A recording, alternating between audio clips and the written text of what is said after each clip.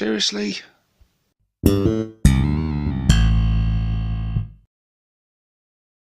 Hey guys, and welcome to another Ork Tactics video with myself, 6+ Stevo.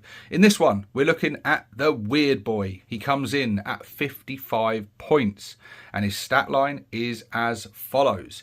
Movement, 6 inches. Toughness, 5. 5+ save, 4 wounds, leadership 7, and an objective control of 1. He is armed with Headbanger and a Weirdboy staff, and he can lead boys.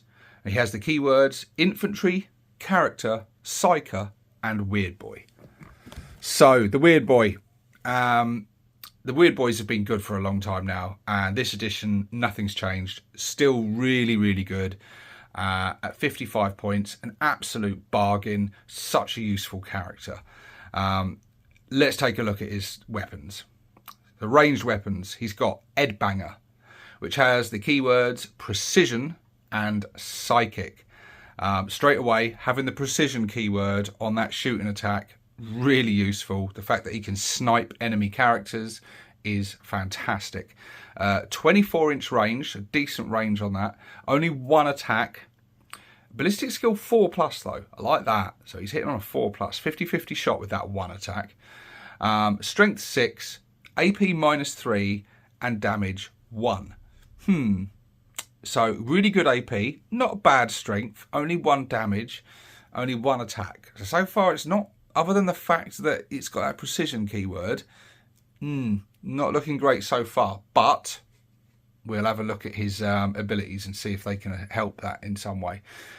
His melee weapon is very nice. A lot better than the Weirdboys. The Weirdboy, if you remember on the last video, he only had a close combat weapon. This fella has the Weirdboy staff, which has the psychic keyword. Gets 3 attacks, hitting on 3s, strength 8, yes, get in, AP -1 and D3 damage. So not a bad weapon at all, actually. Very nice. We're sort of around that sort of big chopper territory, but you know, 3 attacks, a bit of AP on there, random damage, but the D3 potential 3 wounds is nice. Yeah, so he's no slouch in combat. You know, he can put up a good fight. I mean, he's not like he's not like a war boss or something, but he's certainly not to be messed with. He's got the abilities Deadly Demise, D3. So yeah, if you kill him, he can explode and then take a few people out with him. We like that. Very orky. He's got the leader keyword, and he's got the ability War Energy. So again, very similar to the Weirdboy. While this model is leading a unit, add 1 to the strength and damage characteristic of this model's Headbanger weapon for every 5 models in that unit, rounding down. But while that unit contains 10 or more models, that weapon has the hazardous ability. So yeah, very similar to how this ability worked with the Weirdboy, but a little bit better maybe even. So he's getting 1 to the strength and the damage characteristic. So you're still only going to get that 1 shot with the Headbanger weapon, but jumping it up to strength 7 and damage 2 is very nice. But we could go all the way up if we're in a large mob of boys. Let's say he's in a mob of 20 boys. He's going to be strength +4, damage +4. So yeah, that's going to be very nice. Suddenly he's shooting strength 10, damage 5. With that 1 shot. So now with that precision keyword, now you're starting to see how to use this guy in a large mob, firing out that precision shot, 50-50 shot of hitting, and then when you do hit, you've got a very good chance of causing some serious damage. And there's a lot of characters out there with like 4 or 5 wounds, so he can one-shot a character, which is a lovely little ability to have.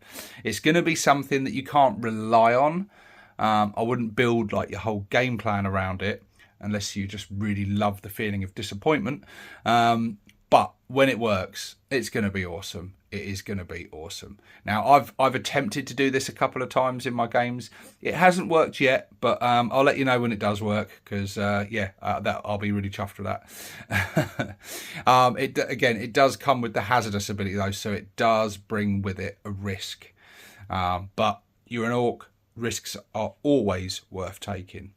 And then we come to the main event of this data card. It is, of course, the jump, which is a psychic ability. Once per turn, at the end of your movement phase, one Weirdboy from your army can use this ability.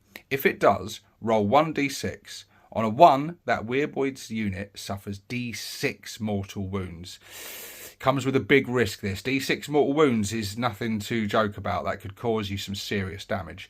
But on a 2+, remove this Weirdboy's unit from the battlefield and set it up again anywhere on the battlefield that is more than 9 inches horizontally away from all enemy models. So the jump is absolutely brilliant. It's just such a good ability. It basically means you've got a chance of getting a unit right in the enemy's face on turn 1. You know, you don't have to hold a unit in reserve and wait till turn 2 or turn 3. Turn 3 to get them in the enemy's, deployment zone. With this guy, you can be doing that straight from turn 1. It means he can teleport a unit right across the battlefield and cause some serious damage. The jump has always been really good. When we had a choice of all different psychic powers to take and equip our Weirdboy with, the jump was pretty much a auto include, and for very good reason. The mobility and the tactical opportunities that opens up is just priceless.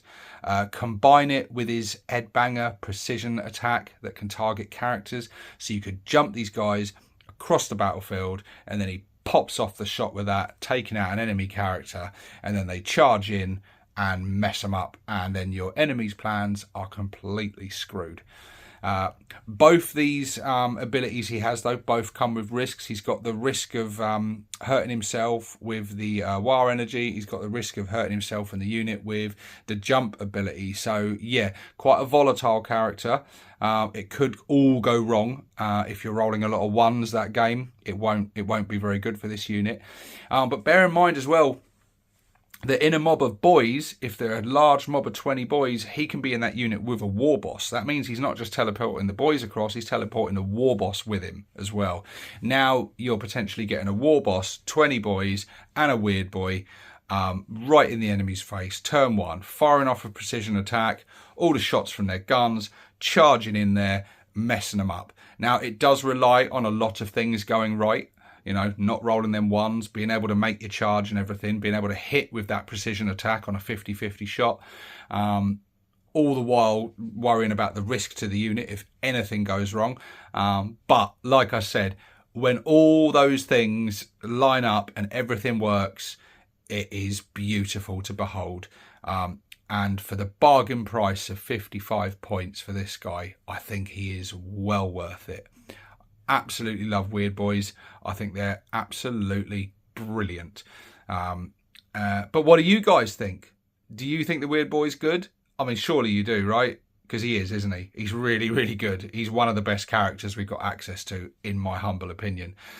Yeah, I think he's an absolute bargain. But there you go. There is the Weirdboy. I'll ask you this as well, actually, guys. So we did the Weirdboy on the last video.